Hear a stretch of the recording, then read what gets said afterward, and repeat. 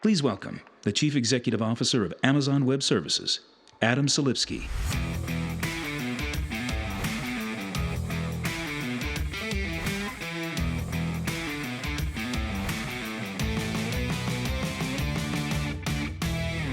Wow.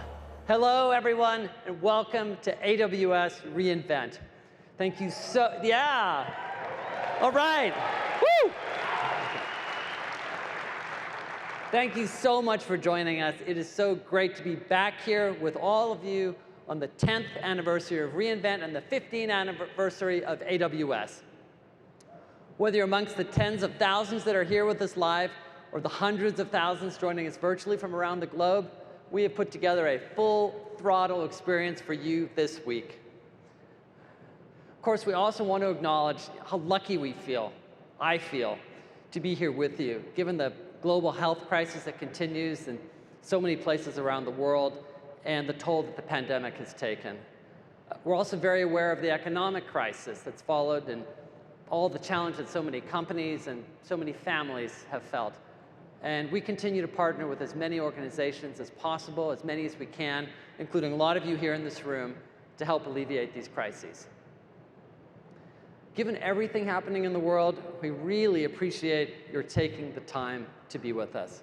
No matter where you're joining from, I assure you that we're going to do our best to make sure this week is spent connecting with and celebrating our entire global community.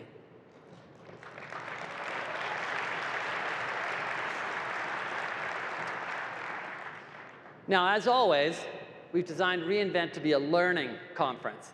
So our goal this week is to arm you with all of the knowledge and all of the connections that you need to get true value from your journey to the cloud. And we sure have come a long way together in the past 15 years. It's hard to believe when we first got started, the concept of cloud computing barely existed. But back then, IT and infrastructure just weren't working. It was expensive, it was slow, it was inflexible. It suffocated innovation. And of course, it was dominated by old guard vendors who loved the expense and the lock-in. But we knew there had to be a better path forward for all of us. So it started for real in 2006 when we launched the first generally available AWS service, the Amazon Simple Storage Service, or S3. Yeah. Nothing like it at 15 cents a gig, pay as you go.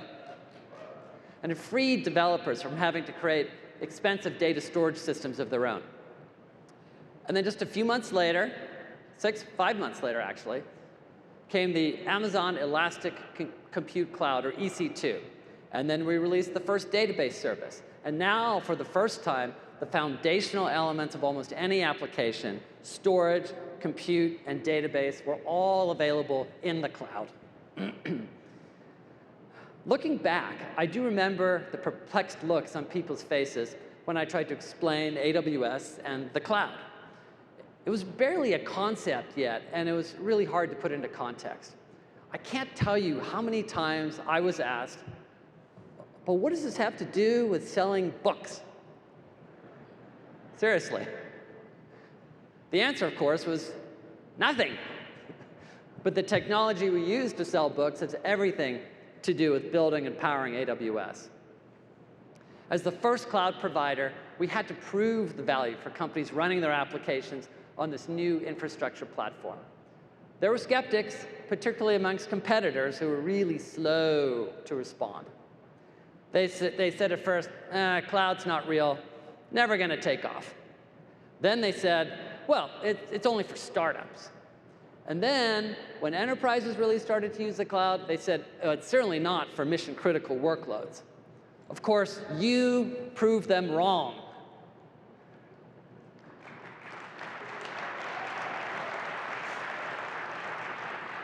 What do I mean? Well, S3 now stores more than 100 trillion objects, and more than 60 million new instances are spun up on EC2 every day. AWS now offers over 200 fully featured services for compute, storage, database, machine learning, analytics, AI, and more.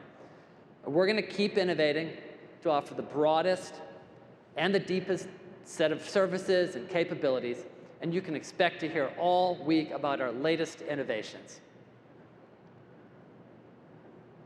There are now millions of customers in every industry, across every use case, and around the world, running their mission-critical applications on AWS. And we have an enormous partner ecosystem of over 100,000 partners.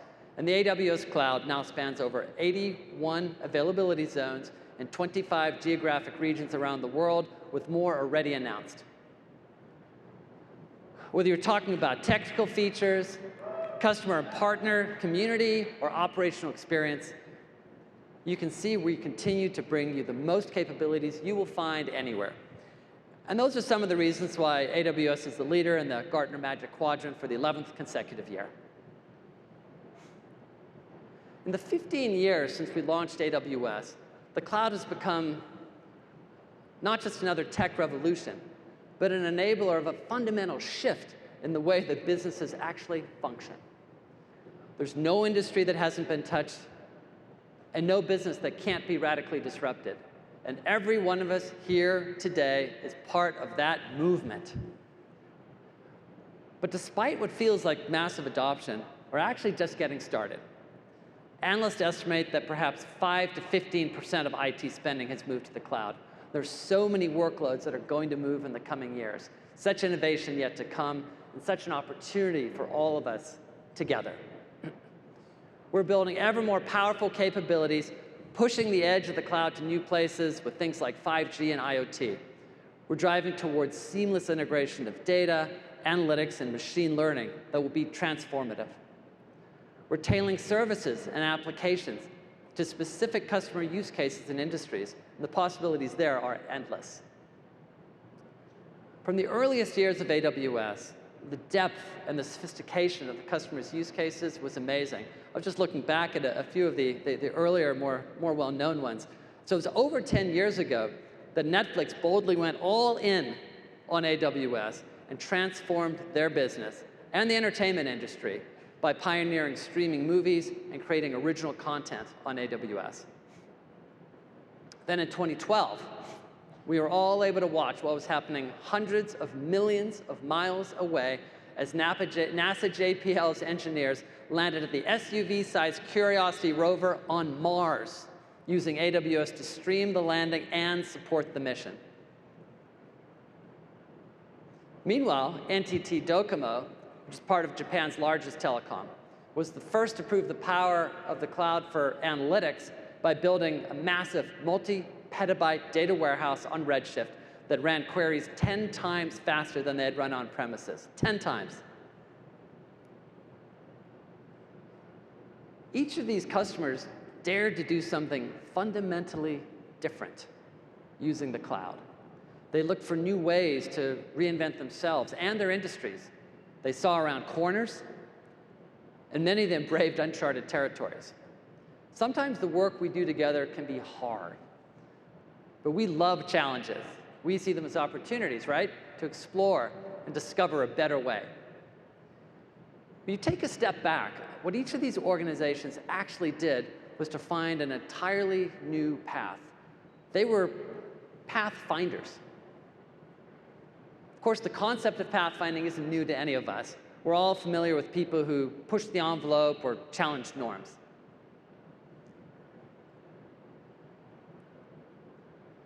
You really see pathfinders from all walks in different parts of society. We draw inspiration from them. We learn from their ability to invent, to predict, and to break down barriers.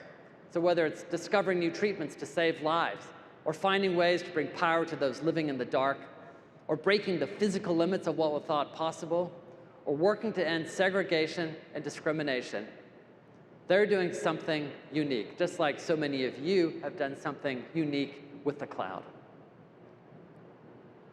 One company that's been on the cloud journey with us for over a decade, really, and has been pathfinding for an entire industry is NASDAQ.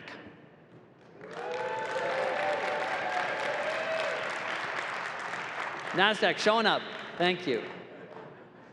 And I'm so delighted that to tell us about the next wave of innovation, you're going to love this, coming at NASDAQ, please welcome to the stage President and CEO, Adina Friedman.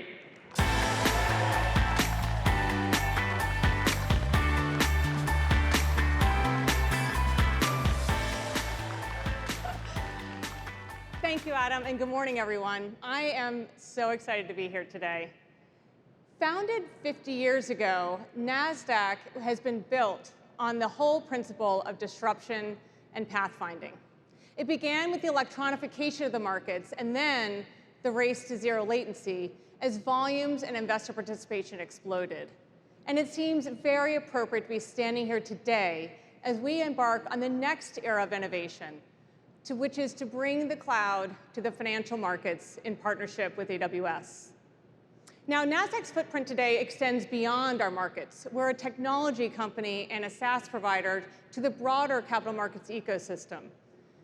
As a market operator, we serve millions of investors globally and the largest corporate issuers in the world with highly advanced equities and derivatives markets.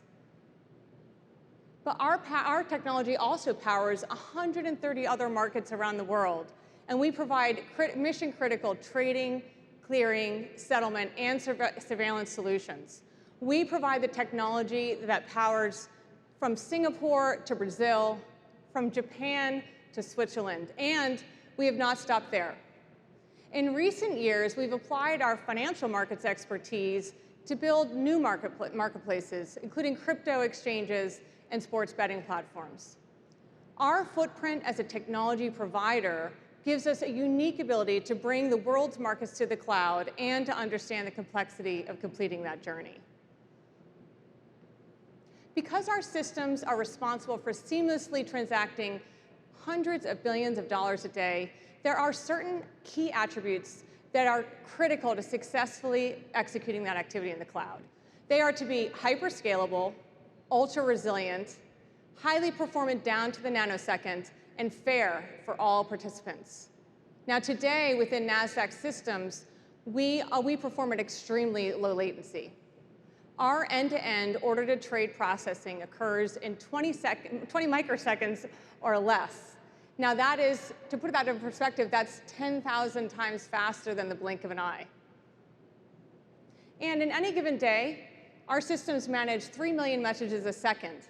And on our peak days, we've had 60 billion messages entering our trading engines and 120 billion messages exiting those on our busiest days. And guess when those days occurred? Right at the height of the early days of the pandemic, as the virus was gripping economies all over the world and retail investors starting entering the markets en masse. Now, that's just our own markets. Today, NASDAQ is beyond our markets and our market technology. We provide SaaS solutions to the broader capital markets ecosystem, serving corporate clients, investment management clients, and banks with a suite of AWS-based SaaS solutions. We provide highly advanced anti-financial crime technology serving 2,000 banks and credit unions. And the data-centric architecture of the cloud really allows us to deploy very advanced algorithms to catch criminals across the whole financial system. We are also helping to modernize investment management firms with a comprehensive suite of workflow and analytics tools. And we help thousands of corporate clients manage their investors with a suite of AWS-based, built-for-purpose solutions. Now, as we've deployed all of these solutions in the AWS cloud, we've gained enormous insights and that really are helping to guide us on the next step of our journey in partnership with AWS. Well, our partnership with AWS really has been built on many milestones across years of innovating together.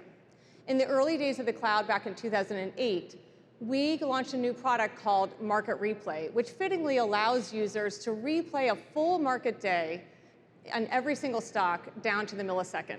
So it was a perfect early application for the cloud. A lot of data, but not a real-time application. And then we received our first bill from AWS, and it was like $20. So we knew we had a really good relationship going. But of course, we've grown that relationship a lot since then.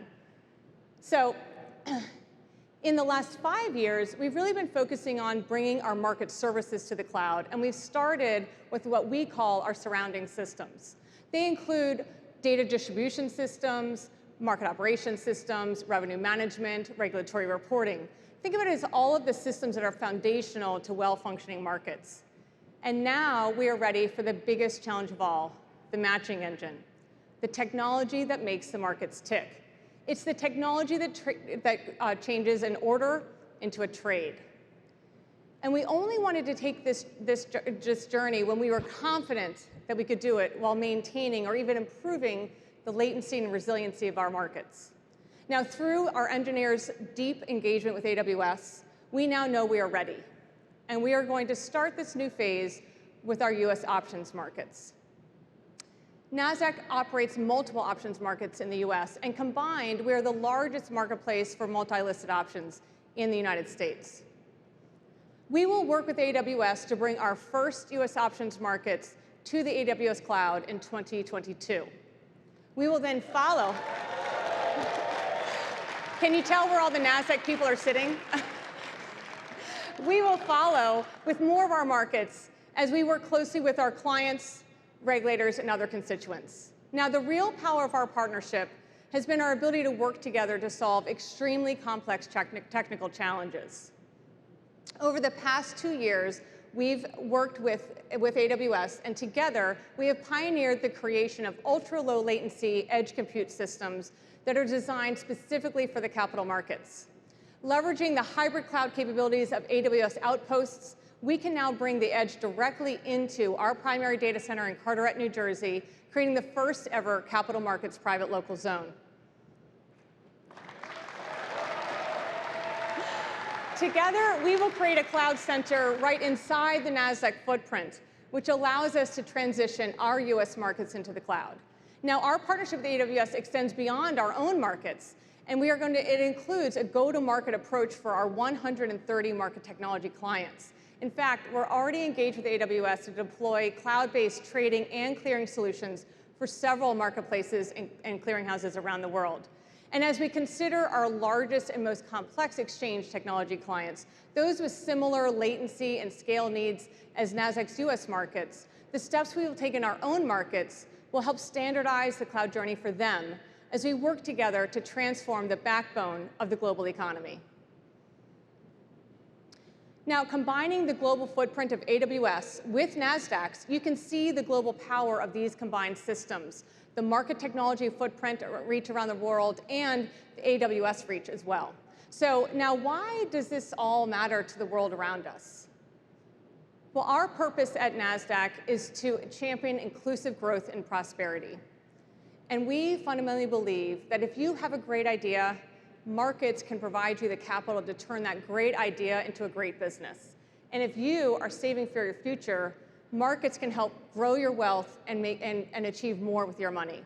So it is our responsibility to investors and to corporate issuers to continue to advance the markets to make them safer, more accessible, more global, and more affordable. Our ambition at NASDAQ is to become the first financial marketplace and solutions provider that is 100% cloud-enabled. With AWS as our ally, and combined with our amazing technology talent at NASDAQ, we believe we have the joint team to make this a reality. Together, we will truly redefine the future of the capital markets, a future that is safer, stronger, and more accessible in the cloud. Thank you.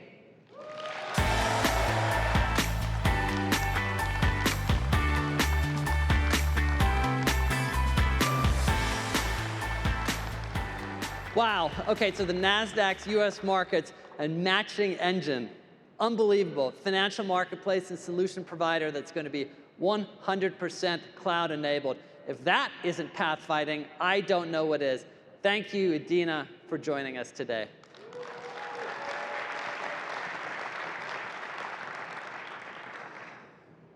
Now, if we take a closer look at pathfinders and the way they approach challenges, patterns start to emerge. You can see common traits.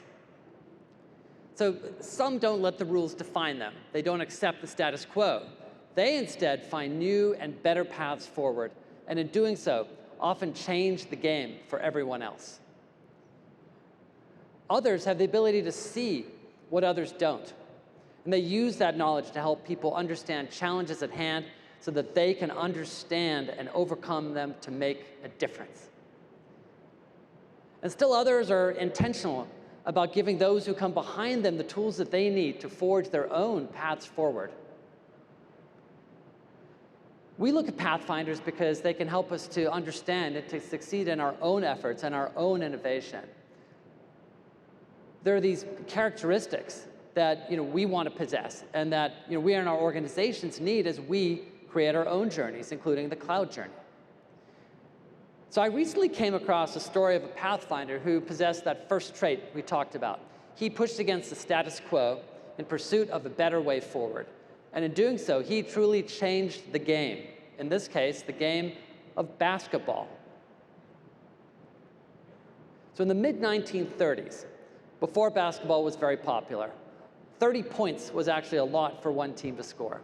Definitely not the high-flying game you see today, where NBA teams routinely average about 110 points. So these early games were pretty slow. And to shoot, players would stop, plant both feet, and shoot the ball using both hands.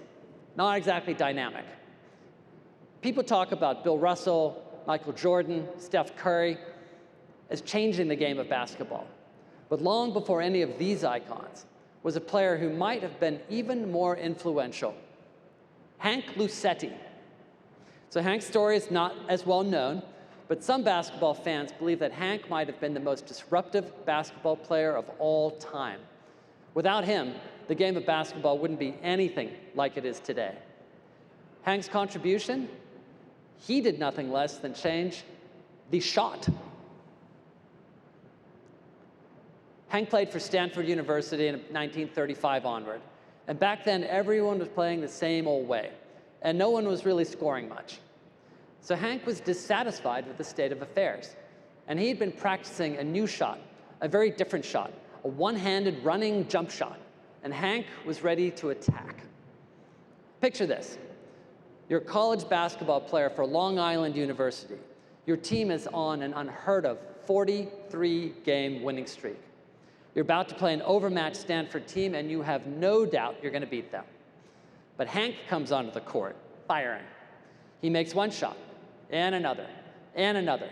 You have no idea who this guy is, or where his running one-handed jump shot came from that he's using to beat your team 45-31, which was a slaughter at the time. So Hank single-handedly, literally, scored 15 points, a huge tally for that era. And as he left the floor, the Long Island team gave him a standing ovation. But Hank was just getting started. Soon after, he became the first 50-point scorer in college basketball history. And 83 years later, he still holds Stanford's record for the most points scored in a game. When you get pathfinding right, it is transformative. Hank proved that his shot, the predecessor to the modern jump shot, was a winner. And soon every basketball player wanted to arm themselves with a one-handed running jump shot. Hank had refused to accept the status quo and truly created a better way. It was a revelation. Hank's accomplishments show how pathfinders can leapfrog what others think is possible. Just as we've all used the cloud to be more efficient, to become more agile, to challenge the status quo, and to change the game. When we introduced EC2, the concept of compute on demand that you could buy with a credit card and pay only for what you used, well, this was very different. And it all started with an instance. So we called it the instance. And we figured if folks needed more, they'd use more instances. But once you started using EC2, it turned out you had something very different in mind. You wanted bigger instances with more CPU, more memory, more storage. And so then there were 3. So the first instance became the M1 small when we introduced the M1 large and the M1 extra large. And this was just the beginning. As more customers came on board, we launched instances for Windows, and then features like auto-scaling and load balancing. But you needed more. You wanted more powerful instances to run HPC workloads, databases and analytics, and enterprise applications. So we launched entirely new families of instances. Some were compute optimized, then storage optimized, and memory optimized. But you needed more. So we added GPU-based instances and Mac-based instances. Compute is so foundational that customers had an almost insatiable appetite for new and specialized instances. And so as we did that, we continued to imagine new apps, and customers were inventing entirely new businesses. This is why we now have over 475 different instance types, more than any other cloud provider. And we're not even close to being done. We keep running just as hard and fast as we did when we launched EC2 in 2006. But even as we innovated here, we realized that if we truly wanted to change the game with you in terms of price performance for all of your workloads, we needed to rethink instances entirely. We needed to go deep, all the way down to the silicon. And so we set out to do just that and started to design our own ARM-based chips. And then we launched our first processor, Graviton. You loved it and immediately started putting it to use. But guess what? You needed more. You wanted the cost savings and goodness of Graviton for more workloads, all workloads. So that's when we released our second ARM chip, Graviton 2. This was a huge leap forward and provided the best price performance in EC2, 40% better price performance than comparable x86-based instances. Today, thousands of customers are using Graviton 2-based instances and are reaping the benefits and price performance for a very wide range of workloads, including big data analytics, game servers, and high-performance computing. You probably know what I'm about to say. Yep, you still needed more. And so, I'm really pleased to announce Graviton 3, the next generation of AWS-designed ARM chips. Graviton 3 chips are another big leap forward, 25% faster on average for general compute workloads than Graviton 2, and they perform even better for certain specialized workloads. They provide 2 times faster floating point performance for scientific workloads, are 2 times faster for cryptographic workloads, and 3 times faster for ML workloads. And to help reduce the carbon footprint, Graviton 3 processors use up to 60% less energy for the same performance as comparable instances. We're incredibly excited for you to get going with Graviton 3. So today, we're also announcing the C7G instance, the first of a new generation of EC2 instances powered by Graviton 3. And you can expect to have fantastic price performance for compute-intensive workloads. And we're going to continue to bring more improvements to Graviton 3 to more of your workloads as we deliver more and more instances that are going to be based on Graviton 3. So how's that for more? Great? Yeah, but you told us you still need more. So training machine learning models and running inferences are highly compute intensive. And many of you have asked us to find a way to lower the cost of those machine learning workloads. So Inferentia, our first machine learning chip, is optimized for high-performance inference. In 2019, we launched the first Inferentia-based instance called the Inf1. Now, Inf1 delivers up to 70% lower cost per inference than comparable GPU-based EC2 instances. Then last year, we announced our second ML chip, Trainium, purpose-built for training deep learning models. And we've been working hard over the past year to get Trainium into your hands. So today, I'm excited to announce the new TRN1 instance powered by Trainium, which we expect to deliver the best price performance for training deep learning models in the cloud and the fastest on EC2.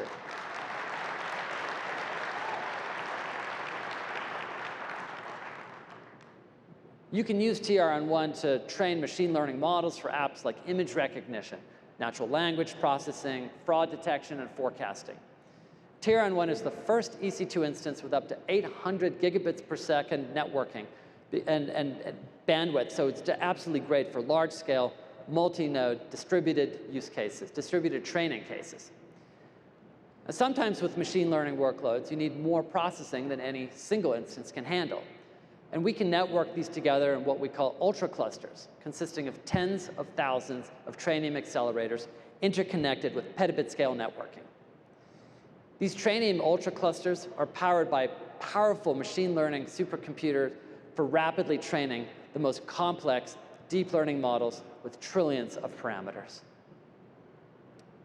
Now, with both Trainium and Inferentia-powered instances, customers can have the best price performance for machine learning, from scaling training workloads to accelerating deep learning workloads in production with high-performance inference. Making the full power of machine learning available for all customers has been a goal of ours for a long time, and lowering the cost of training and of inference are major steps in this journey.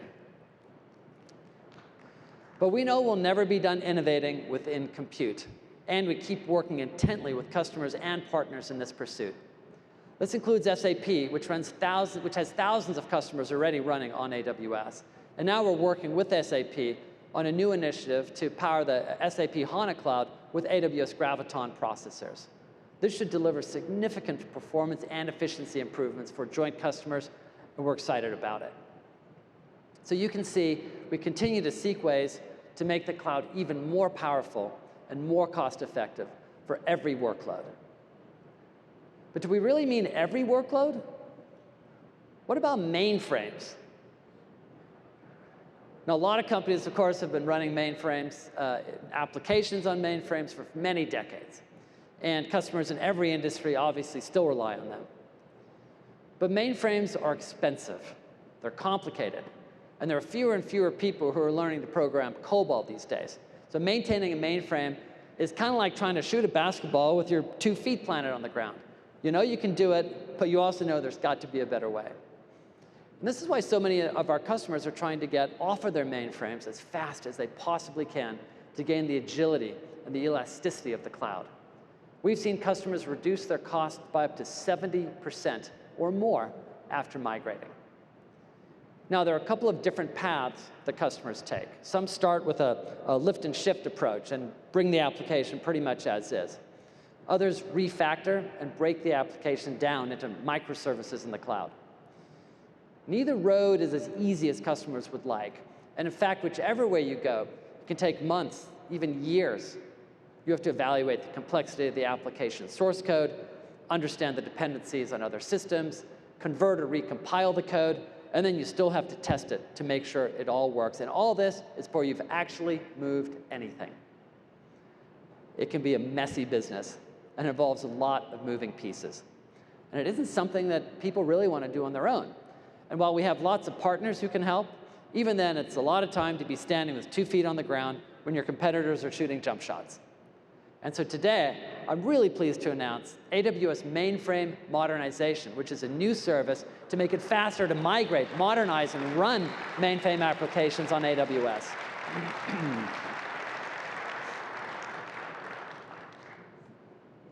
With AWS Mainframe Modernization, we've seen the time that it takes to move mainframe workloads to the cloud cut by as much as 2/3 using a complete set of development, test, and deployment tools, and also a mainframe-compatible runtime environment. Mainframe modernization helps you assess, helps you analyze your mainframe application for readiness, choose the path that you want, replatform or refactor, and then come up with a plan. If you want to replatform and move your app over to AWS with minimal code changes, you can use Mainframe Modernization's recompilers to convert your code and its testing services to make sure you don't lose any functionality in the translation. And then you're ready to migrate this to the service's new mainframe-compatible EC2 runtime environment. Now, if you want to refactor or decompose the application, so you can just run the components in EC2, in containers, in Lambda, then our mainframe modernization service can actually automatically convert the COBOL code over to Java for you. Over the last 15 years, as the cloud has become mainstream, your options for where you run applications have proliferated. The number of workload in the cloud continues to explode. And we continue to believe that the vast majority of applications and workloads will run in the cloud in the fullness of time. At the same time, many workloads today still run in your data centers because you've deployed so many resources there for so many years. And the term hybrid emerged, of course, to describe scenarios where customers are running them in both places. So as AWS pioneered cloud infrastructure services, We obviously spent a lot of time talking about the benefits of the cloud. But we've also been building bridges back to your data centers for years. We've had virtual private cloud, or VPC, Direct Connect, Storage Gateway, and we've also worked with partners like VMware, Red Hat, and most recently NetApp to make it possible for you to use the same familiar software and tools that you know and love your data centers seamlessly on AWS. And we'll continue to build those bridges between your applications and AWS and between the data centers or elsewhere. Now, over the years, we've also talked with you about the pieces of IT that you might want to run in your data centers for a bit longer. You told us that for those applications, what you really needed was to bring a bit of AWS on premises. Not something like AWS, or some marketing claim like you see from some other cloud providers, but actual AWS. So you could use the same APIs, control plane, hardware, and tools that you already use on AWS. So that's why we built Outposts, which launched 2 years ago. Outpost isn't like AWS, it is AWS. We deliver it. We'll do all the maintenance. And it comes with the same APIs, same control plane, same tools, and the same hardware. We've seen a lot of momentum for Outpost since we launched it, and it's enabled a lot of organizations to move more quickly to the cloud because they can bridge back very well to their own data centers. And today, customers across a number of industries are using Outposts, including Dish Wireless, Verizon, Morningstar, and Riot Games. Now, as the world of applications continues to change, so is the definition of hybrid. And you've told us you need AWS in more new places than just your data center. Many of you are running apps in places beyond AWS regions and your data centers. These apps rely heavily on the cloud for processing, analytics, storage, and machine learning. And in fact, many are possible because of the cloud. But in some cases, they need compute and storage done locally. The edge of the cloud is pushing outwards to facilities like factories and hospitals, remote locations like oil rigs and agricultural fields, and 5G networks. And we've been innovating to bring AWS to those places that your applications are increasingly taking you. I think this is going to unleash a wave of innovation. But you've told us that for this to work, the whole thing has to be seamless. Again, wherever AWS is, it has to be AWS, not like AWS. So where else will you find AWS? Well, we have smaller Outpost form factors, which we're really excited to announce are generally available today. And they take up less space. You can bring AWS to offices, to factories, to hospitals. But you also do work in remote places like oil rigs and agricultural fields.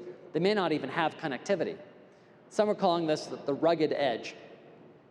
And for those, you can use our Snow devices to collect, store, and analyze data on that rugged edge. And finally, when you're building 5G mobile applications that need to sit at the 5G mobile edge, we have Wavelength. Wavelength puts AWS compute and storage services within 5G networks, providing mobile edge computing infrastructure to enable ultra-low latency applications. Now, last year, we announced the general availability of Wavelength with Verizon in the US, KDDI in Japan, and SKT in South Korea. And this year, we've launched Wavelength in new places with Vodafone in Europe. And now, we've announced a partnership with Bell Canada to deliver Wavelength in Canada in 2022. With these partners, we'll have 17 Wavelength zones in the US, Europe, and Asia. What about networking? So if we're taking the path to the edge, we need a more robust way to connect all of these devices. Today, we're more dependent than ever on high performance and reliable connectivity. We are literally connecting everything.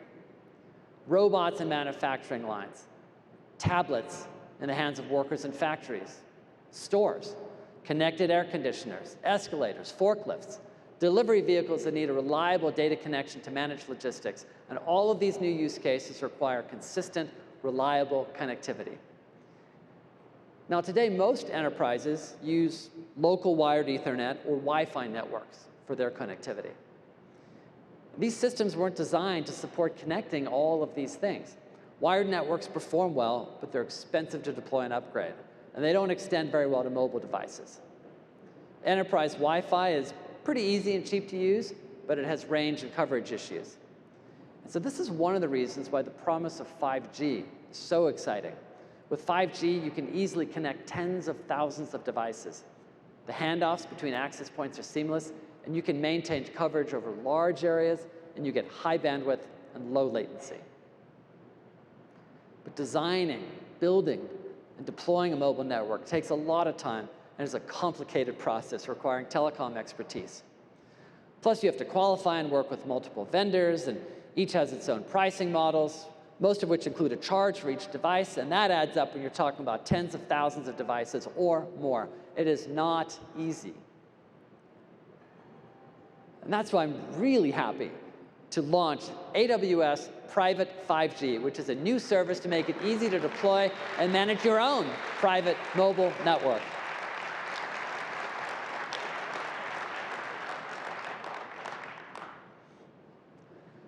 With AWS Private 5G, you can set up and scale a private mobile network in days instead of months. You get all the goodness of mobile technology without the pain of long planning cycles, complex integrations, and the high upfront costs. It's shockingly easy. You tell us where you want to build your network and specify the network capacity. We ship you all the required hardware, the software, and the SIM cards. Once they're powered on, the private 5G network just simply auto-configures and sets up a mobile network that can span anything from your corporate office to a large campus, to a factory floor, or a warehouse.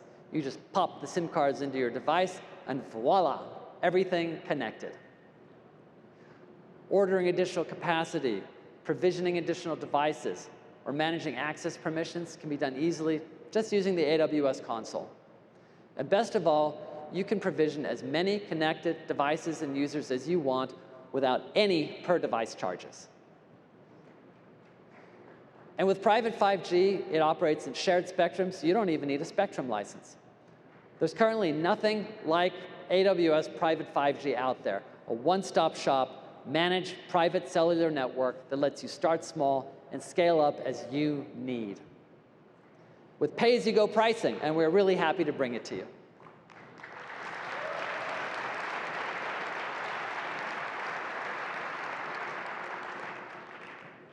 Now, creating this new connected world where the boundaries of the cloud are going to entirely new places like the 5G networks, there's a lot of pathfinding to be done. And one company leading the way, a really inspiring pathfinder, is Dish. So Dish started pushing against the status quo in 1980 by selling satellite dishes and then launching their own satellite. Now they're reimagining connectivity through new platforms, all powered by the cloud. To tell you more, I'd like to introduce Mark Ruan, the Executive Vice President and Chief Network Officer of Dish. Come on out, Mark.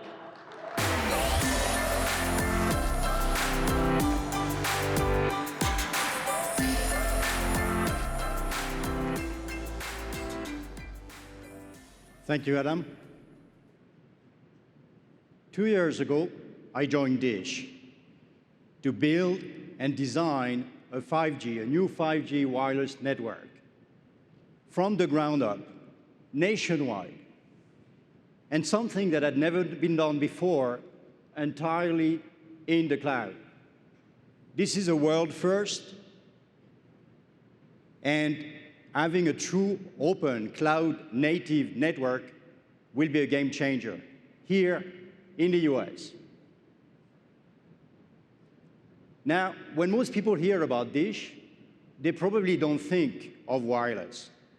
But Dish has a long history of being a pathfinder that is not afraid to reinvent itself, from selling satellite dishes in the back of a truck to launching its own satellites, and to disrupting itself with the launch of Sling TV. Now, we are forging another new path. It's a first in the telecom industry, and we're doing it with AWS. Existing 4G and 5G networks have been built with voice and smartphone in mind. But at Dish, we're building to expand beyond smartphones to empower machines and humans beyond smartphones. This is not 4G plus.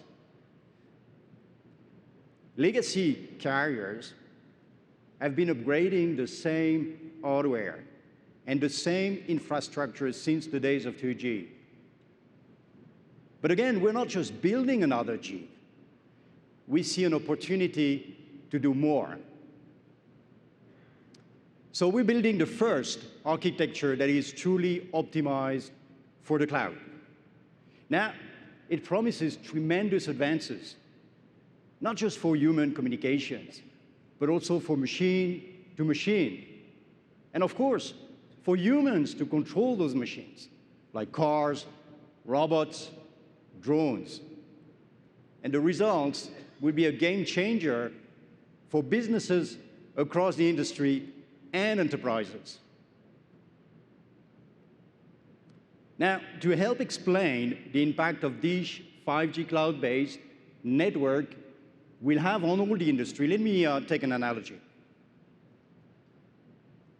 Think back to the advance of the App Store on smartphones. Before, capabilities were built directly into the phone, right? You'd pick up that brick out of the box, and the basic features you'd get were all you would got. Then suddenly, with the App Store, anyone of you could develop their own and unique personal apps to meet their needs or their customer needs. And today, as a consumer, I can design the experience that I want. That is exactly what we are going to do with 5G for the enterprise. And we're going to do that together with AWS. Each enterprise customer of Dish Wireless will be able to define the experience they need. We call the Dish 5G the network of networks, where each sub-network is defined by the enterprise for their customers. Now, it's not just one size fits all, like we used to. It will be customizable by speed, latency, and data requirements, and many other features. In fact, some say we are the AWS of wireless. AWS transformed our companies, and many of you will forever handle IT. And Dish, with the power of AWS, will now transform wireless connectivity, providing a customer experience the way AWS does for cloud computing. Now, what can that look like? There are three things that our collaboration with AWS will enable. First, data-centric. Because this 5G is in the cloud, we'll be able to unlock, but also protect information in a way that will change any market, any enterprise. Today, networks are like that brick phone. But on Dish 5G, companies will be able to utilize aggregated and anonymized data to identify patterns and improve customer experience. Imagine you run a company with a fleet of vehicles, some shops, warehouses. Then you'll be able to augment the data from your vehicles, from your shops, from your warehouse and your customers with the network data to make your service much more competitive. Second, AWS is helping us drive automation at scale, and it matters. It matters because we are going to have hundreds of networks, and we'll need to manage that complexity. And the truth is, today, nobody can do this. Actually, existing operators manage one single monolithic network. We'll manage a network of networks because of our ability to automate by leveraging AWS services like data lake, analytics, AI, and machine learning. Third, connecting the edge to the cloud in a simplified manner. Now, many enterprises, many of you have some sort of project to bring services capabilities to the edge. But the truth is, it's very complex today. With our cloud architecture, we want to drastically simplify the edge and make running software at the edge as simple as making a phone call. Now, one of the benefits of this cloud-native software is innovation at the speed of the cloud. And it is so much faster than what we saw in the telecom in the last decades.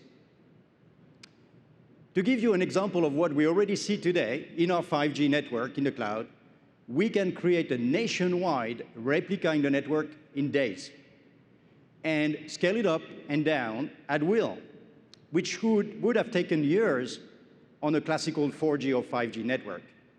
And we can literally move the software around, and north and south, in hours, which, again, would have taken years in existing networks because it's tied to tons of hardware. Looking ahead, this is going to be the enabler of technology that people have not even imagined yet. And there is so much potential. And I'm excited that AWS is right alongside us in this journey. Thank you.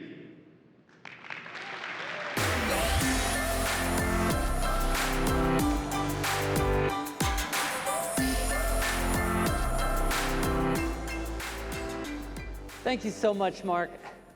We're incredibly honored to have the chance to work with Dish and so many of our other customers to innovate and push the boundary of what's possible with the cloud infrastructure. Hank Luisetti was a Pathfinder who was constantly in search of a better way. But let's talk about a different kind of Pathfinder, the kind who have a special ability to see what others don't and to help understand new ways to solve challenges. I'd like to tell you about another kind of Pathfinder who had that ability. She took the information on hand, analyzed it, and used it to make a big difference. This Pathfinder is a familiar name to many of us, Florence Nightingale. She was known best as the Lady with the Lamp, a title she earned during the Crimean War in the 1850s as she checked on injured soldiers throughout the night, carrying a small candlelit lantern to light the way. She's known as one of the most compassionate and famous nurses in history. But did you know she was also a data geek? Florence rebelled against the expected role of women at the time and instead earned her nursing degree.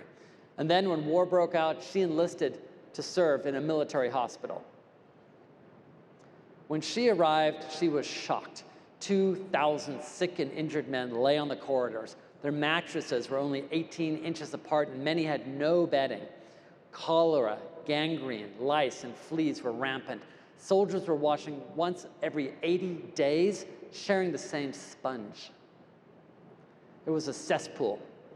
More soldiers were dying in the hospitals than on the battlefields. Conditions were so horrible that Nightingale dubbed it the kingdom of hell. But no one knew exactly what was causing such a high death rate. The importance of hygiene wasn't well known at that time, as germs weren't quite yet well understood. But Florence believed that there was a link between hygiene and disease. She just intuitively knew this. So she and her nurses sprang into action. They insisted on clean linens and soap for the men. When the hospital doctors refused her demands, she wrote to England for donations and actually broke into supply closets late at night to get what she needed. But this wasn't enough. She needed the army and the medical establishments to act. She could see the patterns, and she had to find a way to prove it. So what did she do? She started collecting data. You see, Florence had a passion for statistics. So she started taking detailed notes on what she saw, the number of injuries, the number of deaths, the connection between hygiene and recovery. She took all of that data she'd gathered and charted it all visually into what she called the Nightingale Rose diagram, similar to the pie charts we use today. She used blue wedges to represent deaths from preventable diseases, red wedges to show deaths from wounds, and black wedges to show deaths from all other causes. And she made some shocking discoveries. 10 times as many soldiers in the hospital were dying from illness as were dying from their wounds. We know today that most of them died from contagious diseases. With 3,000 deaths in a single month, if no action was taken, Florence estimated that the entire existing British forces could be wiped out within 10 months. However, based on her data and on her insistent appeals, the Army approved new hygiene standards, sent more supplies, and kept the hospital air and sewage clean. And just 6 months after implementing her changes, her data showed that the mortality rate had dropped by over 90%. That's thousands of deaths saved from, and lives saved from needless death. It's staggering. After the war, Florence wrote a book using the analysis of the data that she'd collected during the war to propose hospital reforms. The book triggered a total restructuring of the health efforts, including the establishment of the Royal Commission for the Health of the Army. For her achievements, Florence became the first woman admitted to the Royal Statistical Society, and the Queen awarded her a large financial prize. Florence used that prize money to establish St. Thomas's Hospital, and within that, the Nightingale Training School for Nurses, where she used what she had learned to train the next generation of nurses. Florence was a pathfinder who truly saw what others didn't. Well over a century before the term evidence-based medicine was coined, Nightingale was using data and statistics to save lives.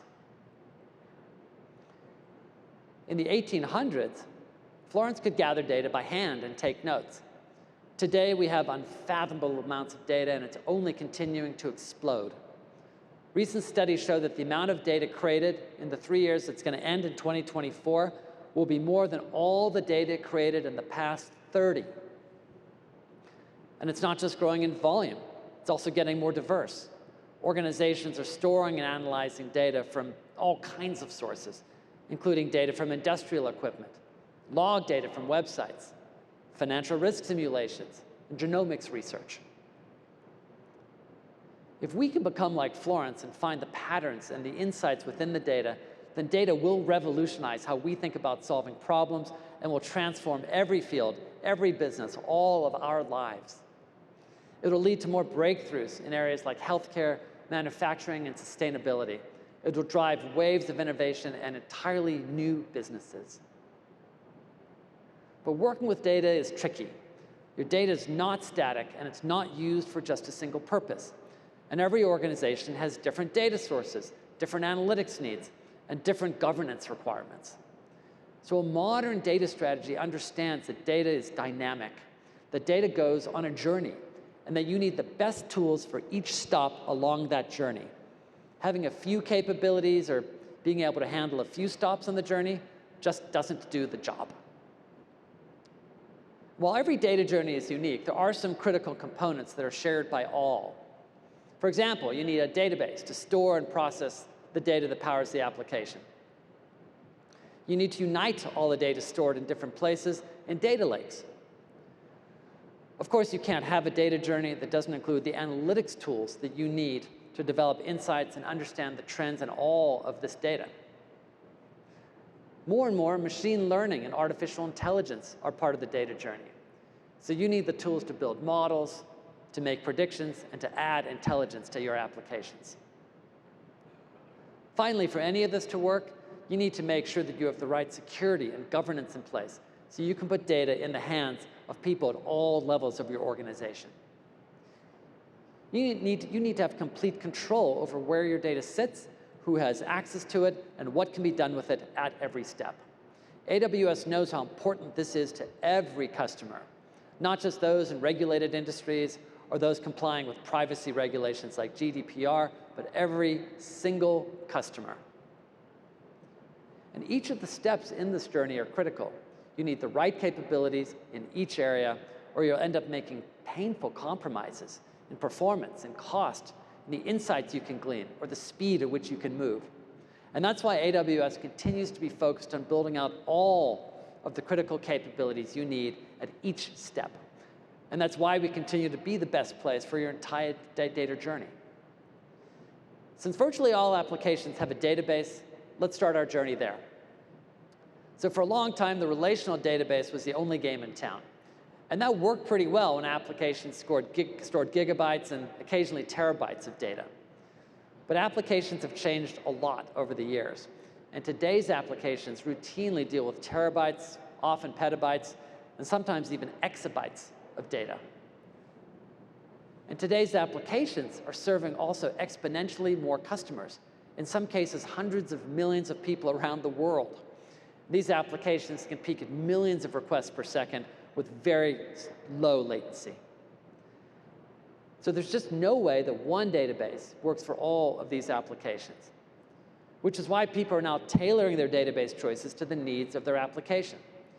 Sure, you can still go down the one database road, and the old guard vendors would love it.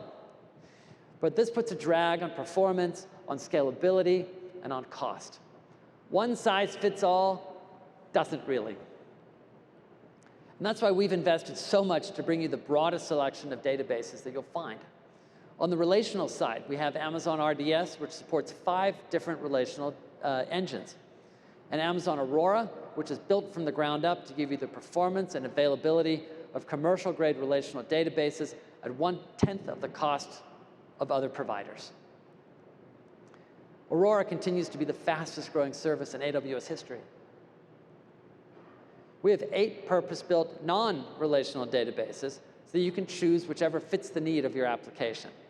If your application is global and needs to scale to support tens of millions of reads and writes per second with millisecond latency, you can use our key value database, Amazon DynamoDB. If you need a graph database for applications with connected data sets, you use Amazon Neptune. If you need a blazing fast, Redis-compatible in-memory database that can process more than 13 trillion requests per day, you use our newest purpose-built database, Amazon MemoryDB for Redis. Customers need all of these powerful tools, not just one or even 2, to deliver the experience that their end users demand. Some people will try and tell you that you don't need that many databases. They say, oh no, I have this one database that can take care of it all for you. But if you want the right tool for the right job that gives you differentiated performance, productivity, and the customer experience you need, you want the right purpose-built database for that job. So that's the database stop. But not all data lands here first. Much of the data finds its way to a data lake. Data lakes bring together structured data from databases and data warehouses with unstructured data from an unlimited number of locations, and makes it all available for people to run analytics or machine learning. Today, customers have hundreds of thousands of data lakes on AWS, taking advantage of Amazon S3's unmatched security and reliability, deep set of features, and cost-effective performance. To make it easy to get your data lake up and running in just days, we created AWS Lake Formation. Lake Formation helps you collect and catalog data from databases and object storage, move the data into your Amazon S3 data lake, clean and classify your data using machine learning algorithms, and then secure access to the sensitive data. Lake Formation gives you a single place to enforce access controls and operate at the table and column level for that so that all the users and services can access your data in the right way. This is incredibly important, especially when you want to give multiple teams, applications, and tools access to your data. Take, for example, sales data. Not everyone needs access to all information, nor should they have it. You might want account managers in France to see only French accounts, or the marketing team to see only accounts with marketing activity. And you probably want your finance team to have access to everything. To give customized access to slices of data, traditionally you've had to create and manage multiple copies of the data, keep all the copies in sync, and manage complex data pipelines. It's a lot of heavy lifting. So you asked us for a more targeted and direct way to govern access to your data lakes. And to eliminate this heavy lifting and provide you with that precision over access, I'm really happy to announce the general availability of row and cell level security for lake formation.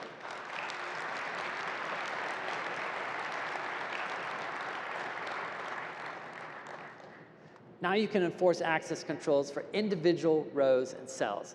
Lake formation automatically filters data and reveals only the data permitted by your policy to authorized users. So if you take our sales data example, instead of creating multiple tables for each containing particular sales teams and countries, you just define a set of policies that provide access to specific rows for specific users without having to duplicate data or build data pipelines. It puts the right data in the hands of the right people and only the right people. Now, another challenge that some encounter with data lakes is that the data they house isn't static.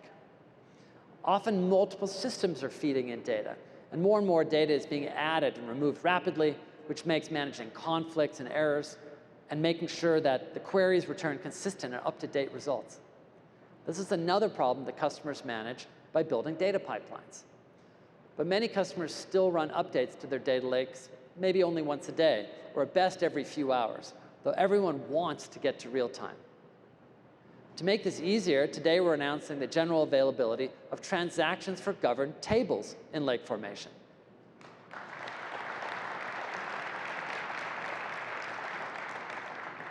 Now you can create a new type of table, a governed table, that supports asset transactions.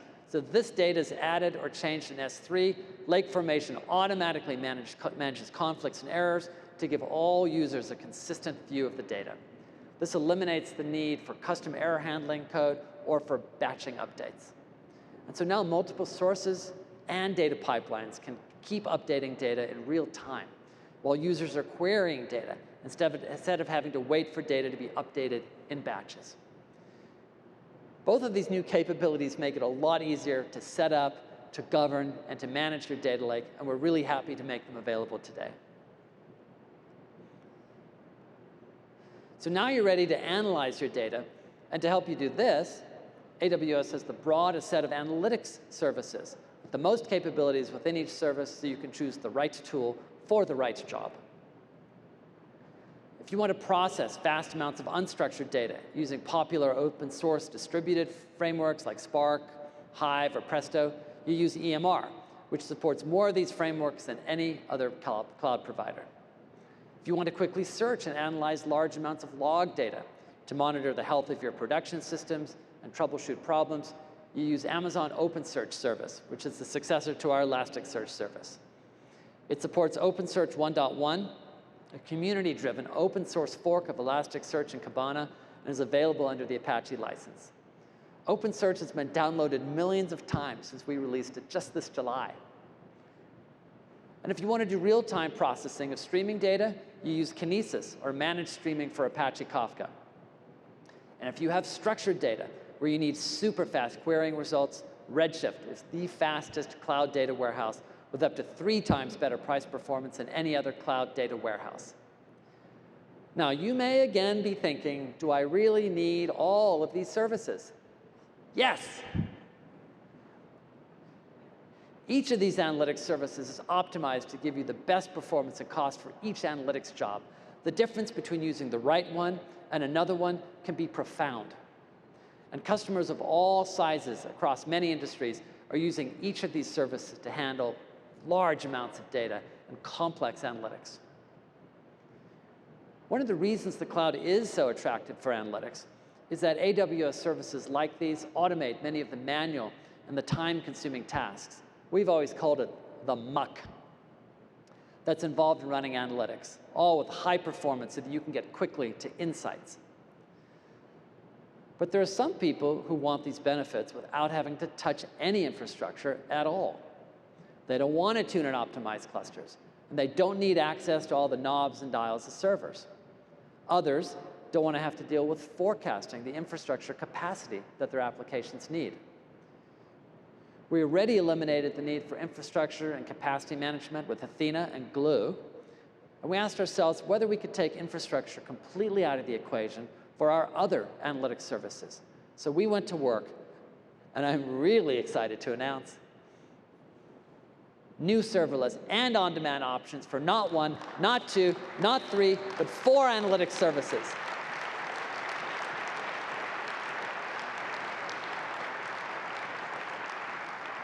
And that's Redshift, EMR, MSK, and Kinesis data streams.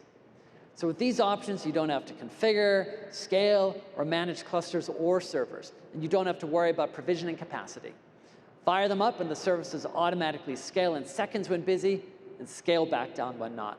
And you pay only when the service is in use. These new serverless and on-demand options are great for workloads where you don't want to have to plan capacity. Maybe it's a new application or one that's growing unpredictably. For example, a website selling tickets to a major event. This is big. So we've got 4 new analytics services that not only deliver incredible performance and capabilities, but now give you the option to take your analytics serverless. Now, analytics helps us understand what's going on today. Machine learning allows us to predict what will happen in the future and to build intelligence into systems and applications. One customer who's used ML to drive business outcomes and customer satisfaction at very challenging times is United Airlines. Yeah! Thank you, United. I'm so happy. I'm just to bring onto the stage and to tell us more about United's efforts, I'd like to introduce Linda Jojo, the Executive Vice President of Technology and the Chief Digital Officer for United Airlines. Linda.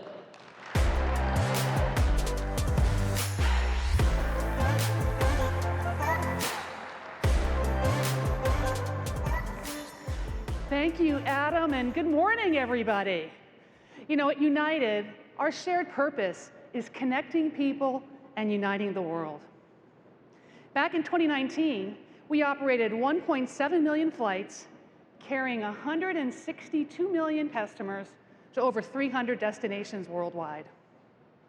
Now, even with this Thanksgiving weekend travel at nearly 2019 levels, it's most certainly not 2019 anymore.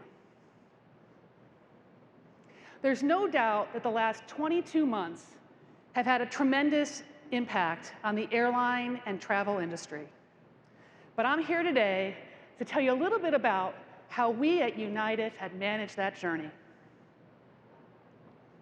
About our philosophy that inclusion propels innovation, and how innovation was significantly accelerated due to our work with AWS. Specifically, AWS enabled us to increase the speed of innovation during a crisis. It helped us variabilize our cost structure and put us on a path to replace aging legacy platforms. In 2019, we knew that our legacy platforms were becoming costly to operate, and we were really concerned that they weren't going to be able to scale as the airline grew. So first, we debated a single cloud or a multi-cloud strategy. During all of our discussions, we kept coming back to the importance of resilience. Because any glitch in the smallest of systems has the potential to cause a flight delay. And within minutes, that can become a Twitter storm, or worse, hits the news cycle. So that meant a single cloud provider. And the team quickly concluded that the quality and breadth of products and the continued pace of innovation meant that AWS was the only real choice for us. So in February of 2020, we had a top-to-top meeting in Chicago. We kicked off our relationship, and we learned about best practices. The COVID-19 pandemic hit a few weeks later. To say that it changed our focus would be an understatement. Let me give you a perspective. There was one day in April of 2020 where we had fewer passengers than pilots. We stopped all projects, And it also became painfully obvious, not only could our current platforms not scale up, they couldn't scale down either. Now, like you, the United Digital Technology team found themselves suddenly working from home. But instead of a two-pizza team, we had a one-screen team made up of no more than the number of video squares you can fit on your computer monitor. So yes, Adam, we took this idea directly from AWS. Now let me tell you about one of the first big ideas that popped out of one of these teams. It's a product called the Travel Ready Center. It runs on our digital channels. As travel restrictions increased, it was really confusing for our customers. And our team knew we could do better when international flying restarted. The team built a machine learning model to address the travel chaos. They used Amazon S3 to pull in COVID test forms. They categorized them with Amazon DynamoDB, and then ran forms through Amazon TextRact and Amazon SageMaker. Now, these models are continuing to improve, but we've automatically validated 2/3 of all documents and over 75% of all COVID test forms for over 4 million customers. Yeah. Yeah. I'm telling you what, customers, they love it. They get their boarding passes before they get to the airport. They zip right through the airport lobby. They don't stop to get their documents checked. Our gate agents, they're ecstatic. Travel requirements continue to change. The forms, they vary by country. It's complicated, it's time-consuming, and incredibly complex. So we solved this quickly using Amazon SageMaker, and it was significantly better than our own internally developed models. Now, as far as I know, United is the only airline doing these checks completely within our mobile app. Now, while the Travel Ready Center was underway, other teams saw that refactoring and moving workloads to AWS would save cash, since our airline was running at such a scaled-down rate. We used that time to take a little bit more risk. As a result, many of the technology used by our employees and much of what our core customer-facing technology run on, over 100 applications in all, they now run on AWS, up from less than a handful when the pandemic started. This was not a lift and shift. These applications have a more intuitive user experience. They have better operational instrumentation and better security. Our frontline teams, they love these new tools. These tools make it easier to assist our customers. They scale up and they scale down with passenger demand. And it's definitely one of the reasons that our customer Net Promoter Score is up over 30 points since the start of the pandemic. Yeah, that means our Chief Customer Officer is happy, and so is our CFO. I mean, how often does that happen?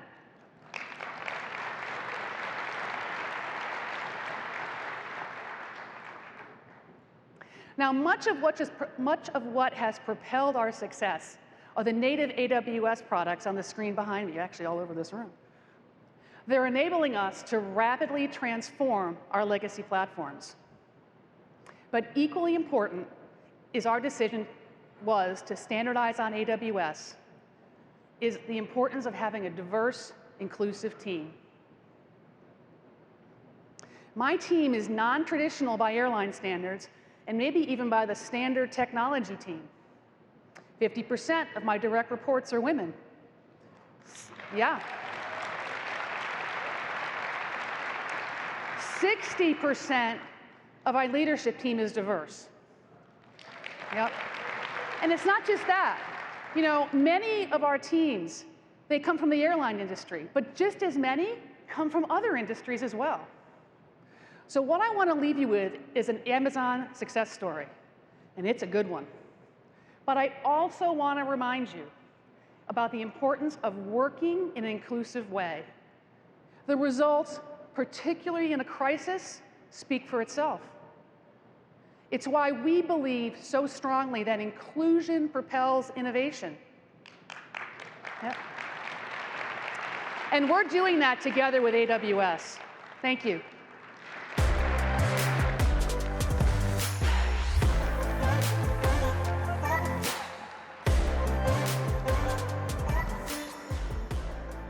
Thank you so much, Linda. I mean, what a great example of how machine learning capabilities are driving innovation in such impactful ways at such an important time for all of us and obviously for United Airlines as well. We want more customers to be able to fully unlock the potential of machine learning. If you aren't thinking about ML as part of your journey, you're going to want to get moving. And we can help.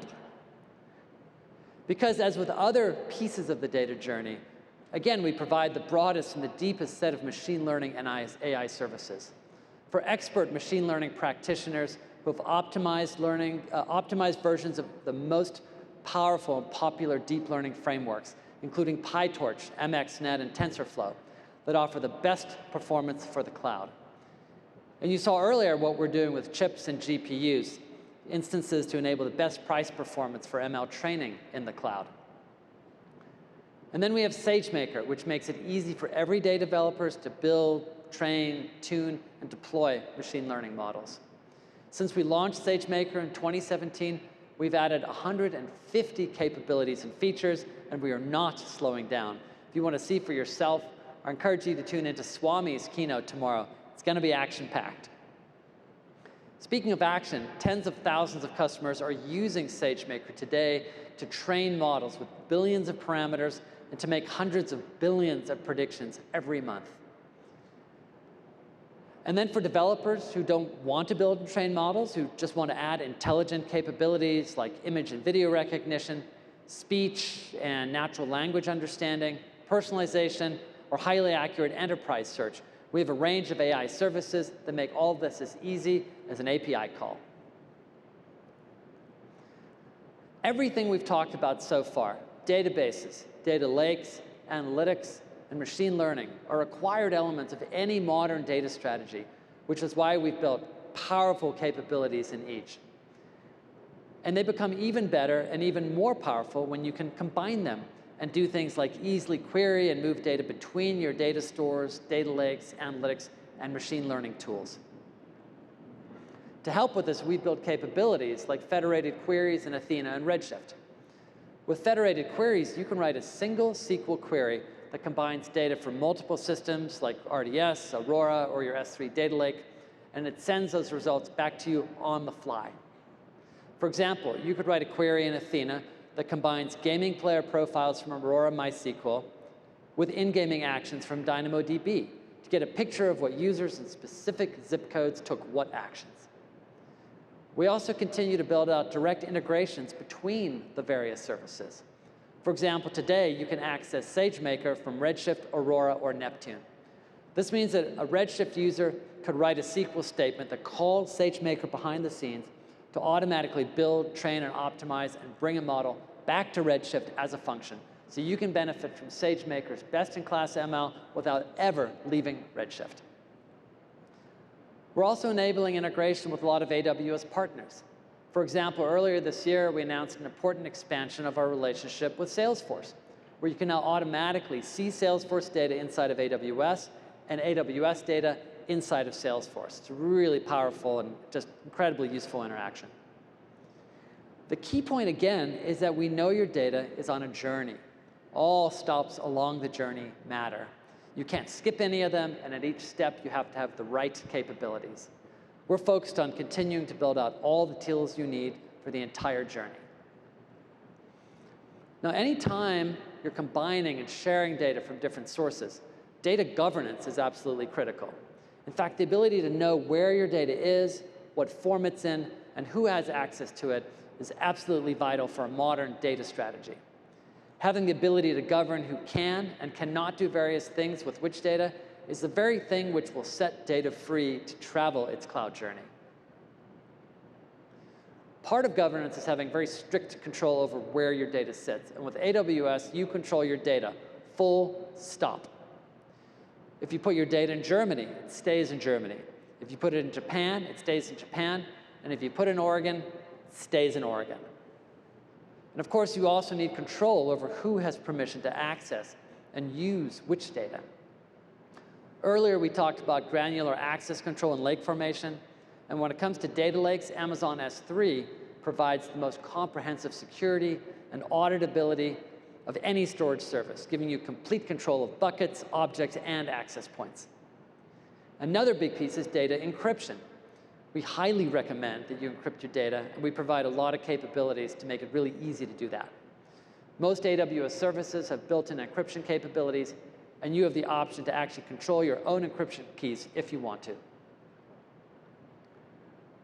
Now, we've come to a very exciting point in this story, in this journey. In Florence's story, this is the part where she'd used the rose diagrams that she'd created to help others see. She helped those who weren't nurses, hadn't seen the conditions in the hospital, or didn't have the skills to work with the raw data. The next point of the data journey is to enable everyone in your company or organization to act, which means they need to be able to find, analyze, and understand that data. Today, customers are using Amazon QuickSight, our ML-powered business intelligence solution, to easily create, publish, and embed interactive data visualizations and dashboards. And now, they're using it to ask questions of the data using plain language. We launched QuickSight Q a couple of months ago, and it makes the data even more useful. With Q, any business user can just ask a question using natural language, like, what are the top 10 products by sales in 2021? And Q will return the answer in the form of a visualization in seconds. No SQL to write, no dashboards to create, no need to wait on a busy data science team to help. You just ask questions, receive a visualized answer, and move on.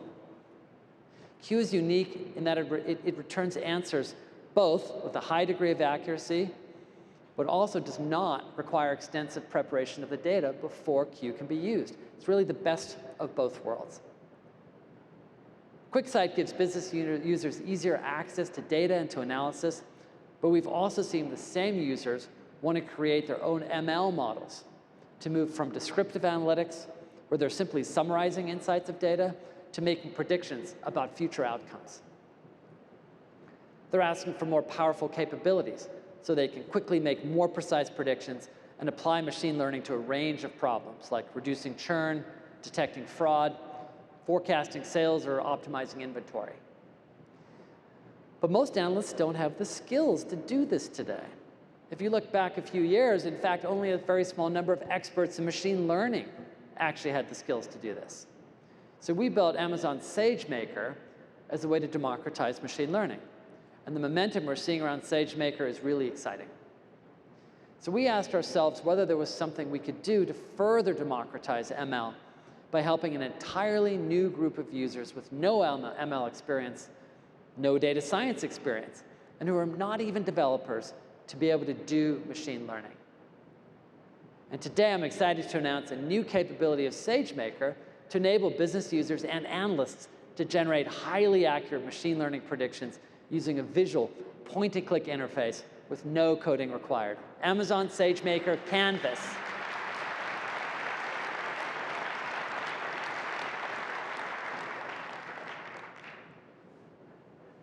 Now business users and analysts can use Canvas to generate highly accurate predictions using an intuitive, easy-to-use interface without writing code and no ML experience.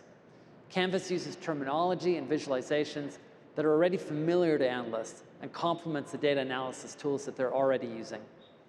With Canvas, you can browse and access petabytes of data from both cloud and on-premise data sources, such as Amazon S3, Redshift, RDS, and your own local files. Canvas uses powerful automated machine learning technology to create models that enable business users and analysts to create predictions of the same high quality as data scientists.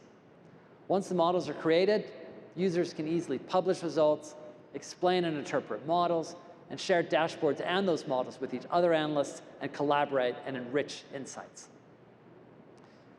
With Canvas, we're making it even easier to prepare and gather data for machine learning, to train models faster, and expand machine learning to an even broader audience. It's really going to enable a whole new group of users to leverage their data and to use ML to create new business insights. So we've just talked a lot about data and all of the amazing things happening with it. One thing that's clear is that building a successful data strategy requires a full end-to-end set of solutions for storing, securing, and analyzing, and driving insights and predictions. And while we've delivered a lot to achieve this vision, there remains a lot more innovation on the horizon. Just thinking about Florence Nightingale, can you imagine what she would think if she were alive today? When she began designing new ways of modeling data to understand basic health, data was an afterthought. Today, it's a way of life, and it touches everything we do.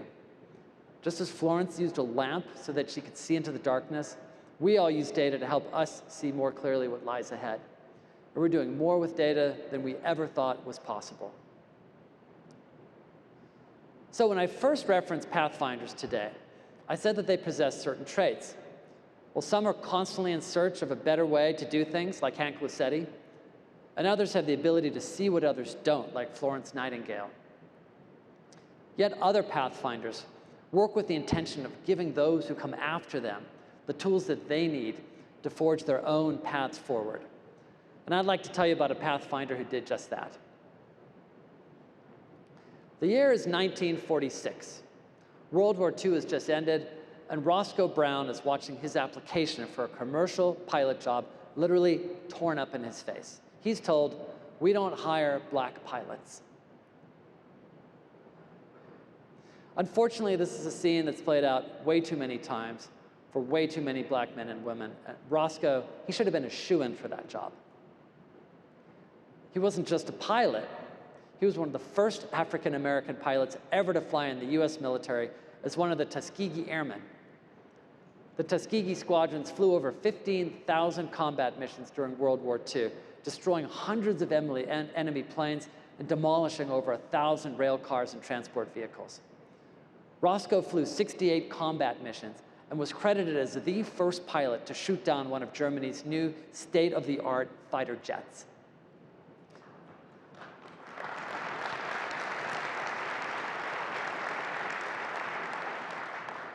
And Roscoe was awarded the Congressional Gold Medal and the Distinguished Flying Cross for his bravery and skill during the war. So on that day in 1946, Roscoe was already a decorated military veteran and a pathfinder already. What he'd accomplished as a member of the Tuskegee Airmen would inspire so many for generations to come. But Roscoe wasn't done pathfinding. When racial discrimination unjustly ended Roscoe's piloting career, he set out on a new path to help generations of black men and women become pathfinders in their own right. Here's just a taste of what Roscoe did. He earned a master's and a PhD in education and became a professor at New York University, where he educated thousands during a 25-year tenure. He founded the 100 Black Men Group to mentor and give financial aid to young black men. He became president of the Bronx Community College, a school with a predominantly minority student body and open enrollment admissions policy. He created programs there to help students enter well-paying professions like healthcare and technology. He established the Bronx Educational Opportunity Center, which has helped more than 35,000 receive diplomas, enter college, or find a job. And he produced an Emmy Award-winning TV program on black leadership, equality, and justice. And those are just a few of Roscoe's contributions.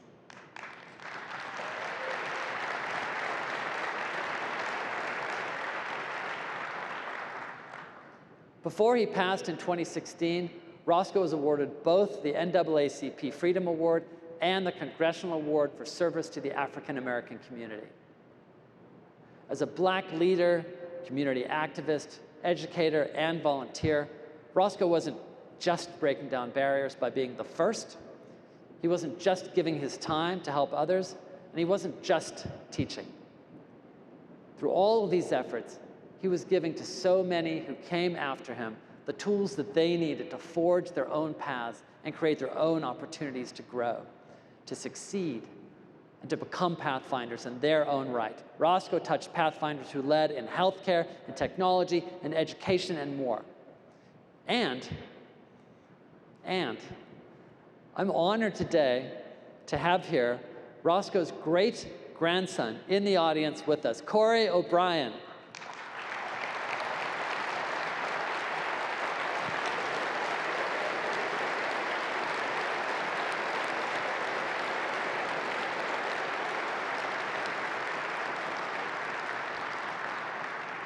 Thank you so much for being with us here, Corey. You've got to be so proud of your great-grandfather's achievements, and I'm sure he is just as proud of you. And I'm really personally happy that you could join us to help honor and learn from his memory. Thank you again.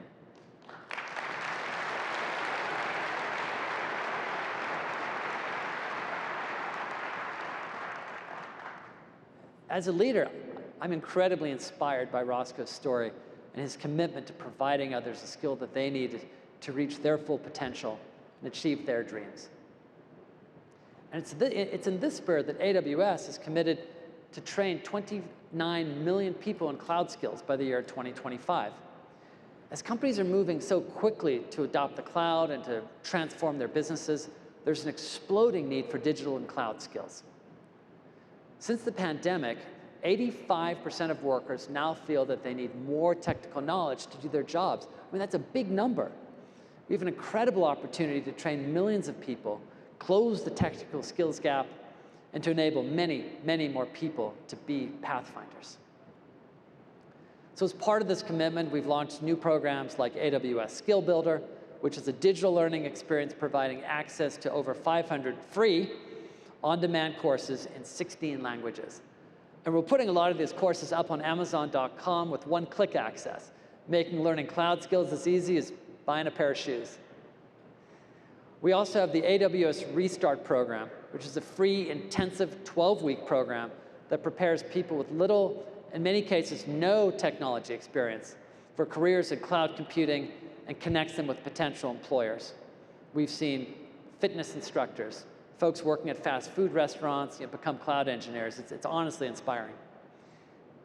And we're now more than tripling the number of locations where Restart is available to cover over 95 cities in over 38 countries by the end of this year.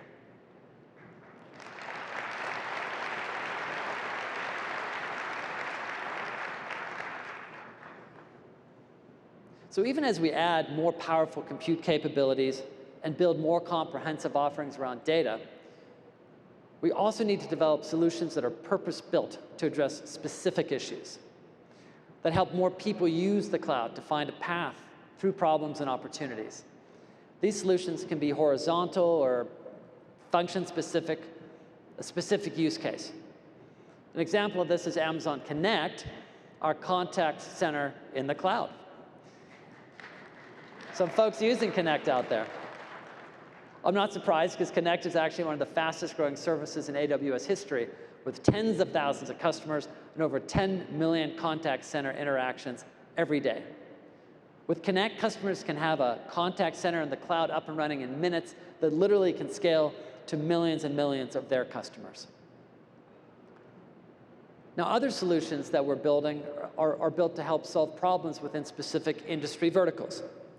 And over the past couple of years, we've built abstractions or higher level services that make it even easier and even more accessible for people to consume the cloud and to interact with AWS across a wide range of industries, from healthcare, where we've launched targeted services like Amazon Health Lake, to financial services or manufacturing or automotive and many more.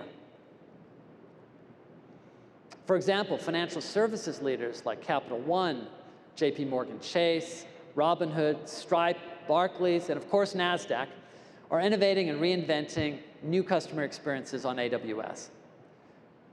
Data is the lifeblood of the financial services industry, but usually, as elsewhere, the data is siloed and hard to access and use. And the industry is heavily regulated, so the compliance at each step is a must. So out of our work with financial customers and partners came Amazon FinSpace, which is a purpose-built analytics service that reduces the time it takes financial institutions to find, prepare, and analyze financial data, down from months to minutes, while enforcing data access controls and compliance requirements. Now at AWS, we've been lucky to have worked for years with some of the financial industry's leading pathfinders. For example, we've been working with Goldman Sachs for over a decade as they've innovated and introduced new experiences like Marcus, their consumer-facing digital banking business. Recently, we realized together that there was a really big opportunity to help other financial services companies also leap forward in data management and analytics. And so today, I'm really excited to announce a collaboration with Goldman Sachs to launch the Goldman Sachs Financial Cloud for Data.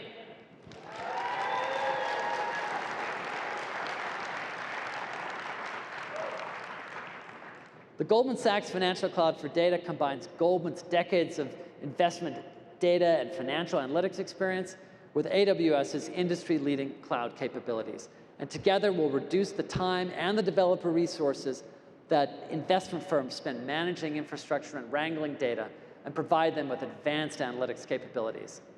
With minimal setup, clients can now analyze a range of financial data sets at scale using the latest quantitative techniques that Goldman Sachs uses to analyze markets in real time and facilitate millions of trades per day. We're really excited that this collaboration is going to put exciting new technology in the hands of more funds, asset managers, and other institutional clients to power innovation throughout the financial services industry.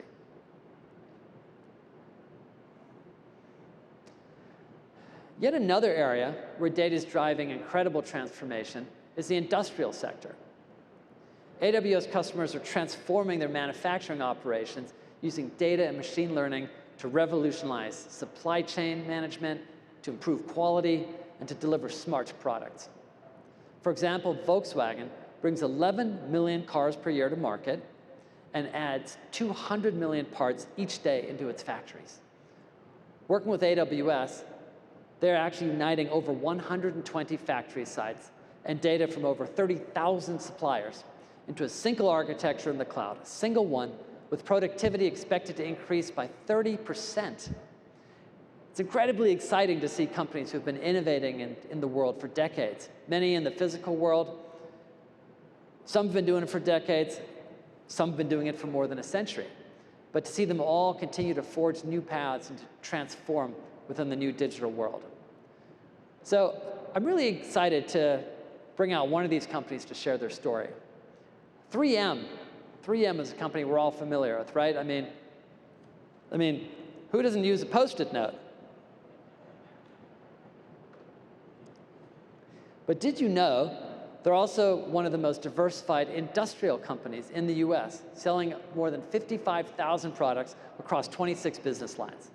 So to tell you more, please help me welcome Sean Brown, Senior Vice President of Digital Transformation at 3M, to the stage. Welcome, Sean.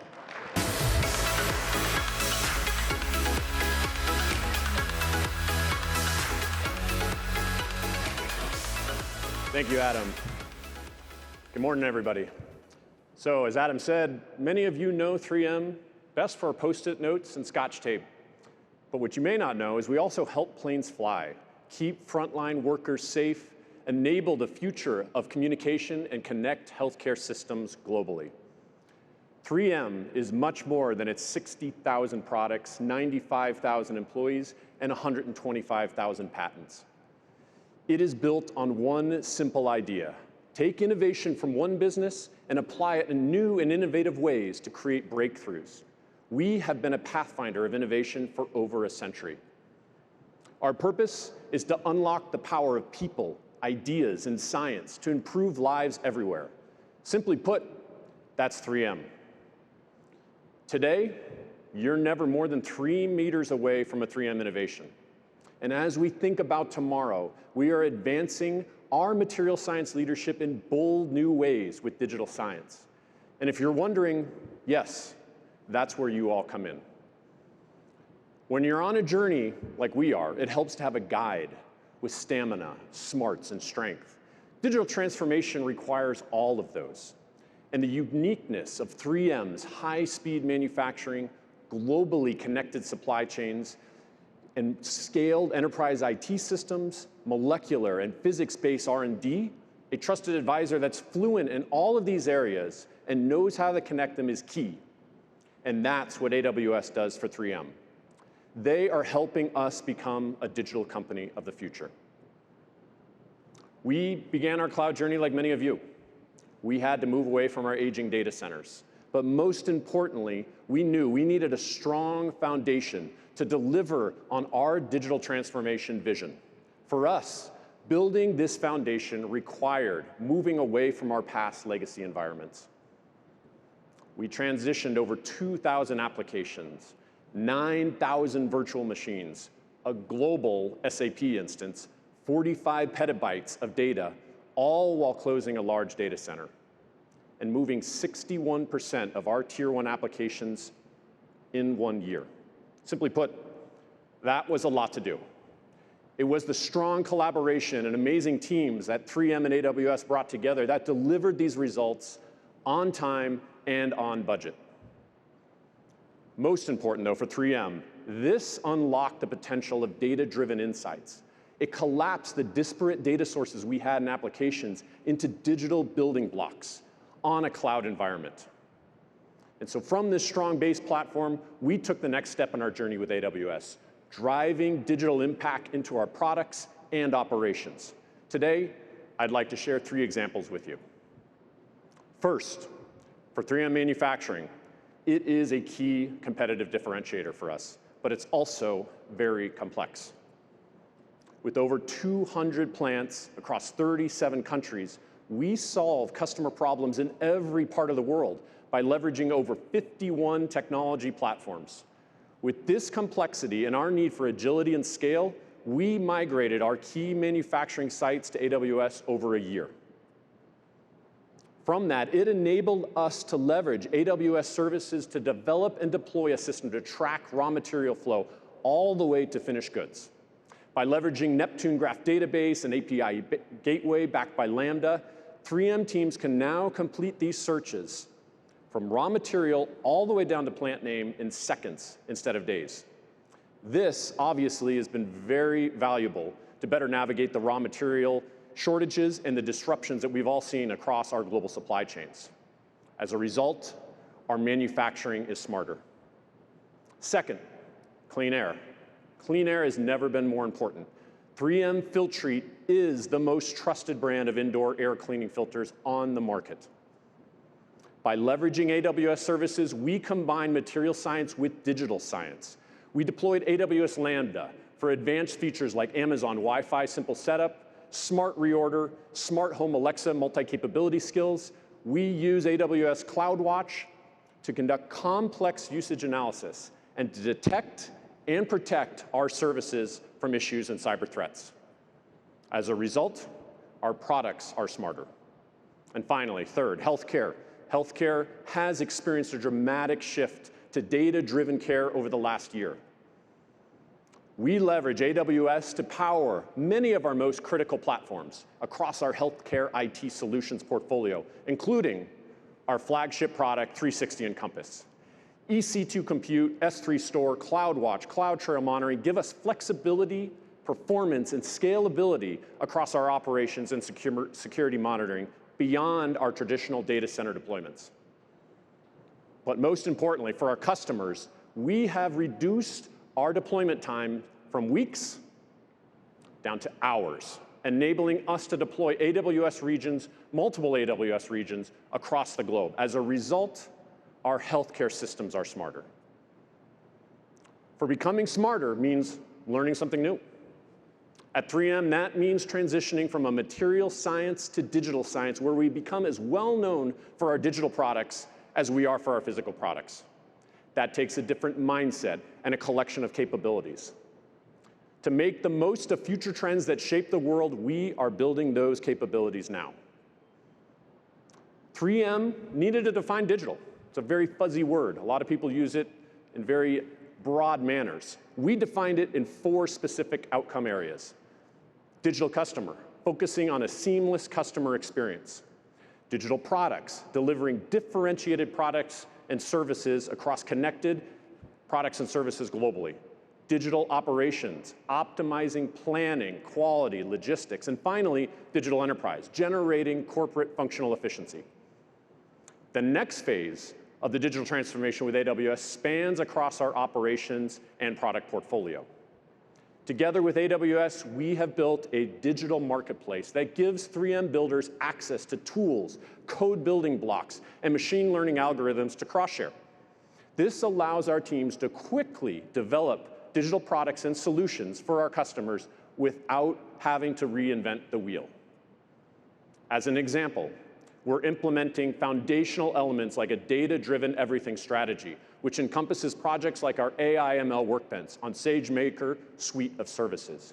This provides tool sets for data scientists, developers, and analysts, and our Model Hub application to support high-performance job computing. In our digital transformation journey, we have learned how important it is to build a strong foundation of accessible tech services, build a digital mindset across the organization, and to celebrate digital successes. Each success builds on the one before it. And the next thing you know, you have a digital transformation that will become real to all of the employees across the organization. And for 3M, this means expanding our portfolio, our digital products for customers all over the world, and finding new ways to reach our vision of improving every life. AWS is enabling us to innovate at scale and at a different speed velocity. For over a century, 3M has been a pathfinder, creating breakthrough technologies in healthcare, safety, industrial, consumer, electronics, and transportation. We're now excited to transform the company 3M from a company with household name material products to a company with iconic material and digital products. We're doing that together with AWS. 3M leads in material science. 3M leads in digital science. 3M is science applied to life. Thank you.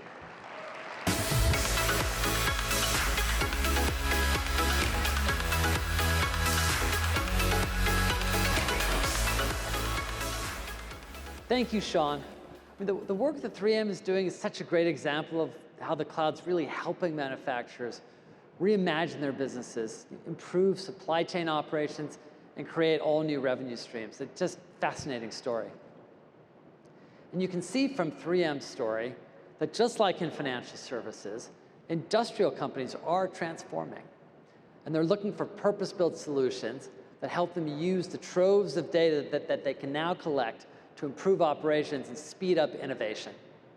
That's why last year we launched AWS for Industrial, which brings together AWS services with solutions from hundreds of AWS partners with expertise across every area of industrial operations. AWS for Industrial includes 5 purpose-built AWS services to make it easy for industrial customers to use machine learning in their production processes. For example, Amazon Monitron is a system that uses ML to detect abnormal conditions in industrial equipment. All you have to do is mount sensors on your equipment, install the app on a smartphone, and start sending the data to AWS through a gateway device. Monitron applies pre-built ML models to identify potential issues and send that information to you in the mobile app. And again, no coding and no ML experience required. In fact, we use Monitron in Amazon fulfillment centers to prevent problems like broken conveyor belts, so that every Amazon package arrives to your front door on time. This is one example of how industrial settings are being revolutionized. The opportunities are huge if customers can figure out how to collect and synthesize all of the data flying in. Some customers have begun using data to build digital twins of equipment, of production lines, or of factories. A digital twin is a virtual representation of a physical object, a process, or a service. It mimics the object that it represents. You could have a digital twin of a jet engine, or of the production line where the jet engine is assembled, or of the factory floor that houses the production line. In the past, when you wanted to test a new product, you had to build a physical unit in order to do so. Now you can build a digital twin and run thousands of tests to quickly model behavior and improve their operations. We believe that digital twins have the potential to change the game for any company with industrial processes, except today it's difficult to create them. You have to bring together data from many sources, figure out how to map the relationships, figure out all those sources, and combine the data with the 3D modeling to create the virtual representation. Plus, you have to keep it up to date when things change, which is all the time. Doing this today means teams of specialized developers and a lot of heavy lifting. We wanted to make digital twins available to as many companies as possible. And that's why we're really pleased to be announcing AWS IoT TwinMaker, a new service to make it easier for developers to create digital twins of real-time systems like buildings, factories, industrial equipment, and product lines.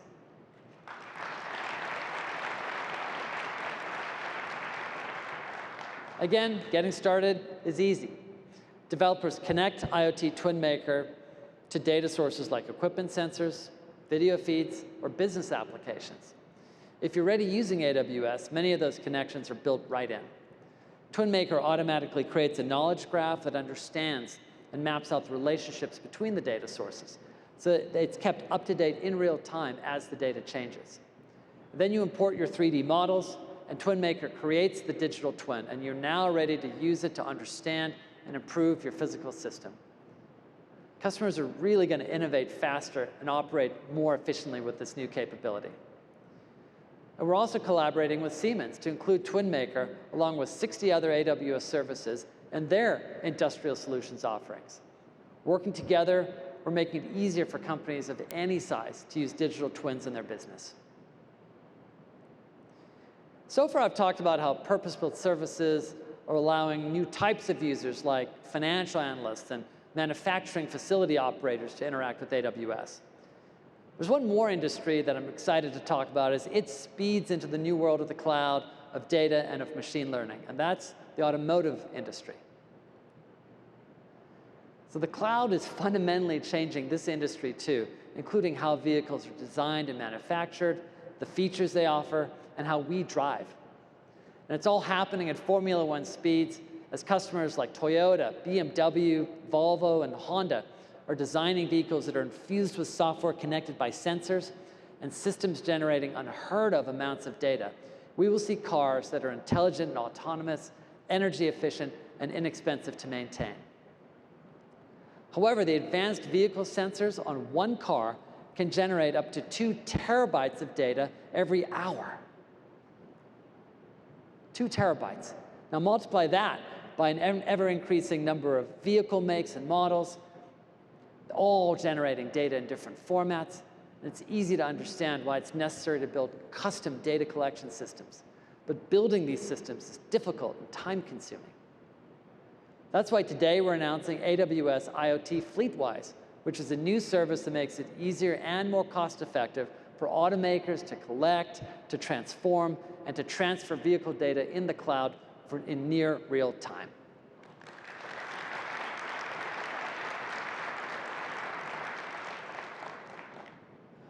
Automakers can use IoT FleetWise to easily collect and standardize vast amounts of data from millions of vehicles. IoT FleetWise can then send this data for processing in near real time by applying intelligent filtering capabilities to sift through petabytes of connected vehicle data and to extract only what's needed, and that drastically reduces the volume of data being transferred. Once the data is in AWS, automakers can perform remote diagnostics, they can analyze fleet health to prevent safety issues, or improve autonomous driving systems. What all of these capabilities have in common that are purpose-built for specific industries or specific business functions or use cases is that they put the power of the AWS cloud in the hands of more users. And we're going to continue to build more of these, be it abstractions on top of our existing foundational services, collaborating with industry leaders on new offerings, or building brand new applications. And we hope that these capabilities will make it possible for many more people to become pathfinders in their companies, in their industries, and their communities. We've talked a lot about pathfinding today and all the incredible work that you are doing and the unstoppable cloud movement of what each and every one of us is a part. And while so many companies have found their way to the cloud because of the cost savings, the security, the unmatched performance, it's apparent that there's something also bigger at play. I'm talking about agility, the ability to be curious and experiment while failing fast and putting data at the center of your organization.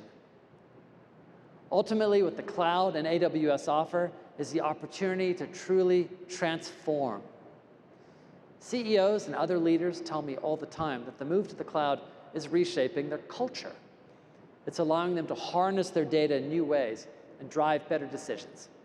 It's freeing up resources and moving obstacles out of the way to make innovation faster, easier, and better. We've heard so many examples of that today. Yet despite everything we've done over the past 15 years, we're still only getting started with this transformation promise. In the future, the cloud will empower even more people to innovate, create new businesses, and solve the world's most pressing challenges. All of us will have the opportunity to find a better way or to see what others didn't. And along the way, we'll find the opportunity to enable others to forge their own paths. With that as our destination, our promise is that we will continue to keep our customers' needs at the center of everything we do. We'll continue making AWS more powerful with foundational capabilities, more intelligent with data and ML insights, and easier to use for targeted functional and industry use cases. We'll continue to improve performance and security, drive down cost, and enable more innovation. And we will continue to push the edge of the cloud to put it into the hands of anyone who wants to use it. While we say the cloud has become a movement, it's actually even more than that. The cloud is an opportunity to reimagine everything. It provides a pathway to true transformation.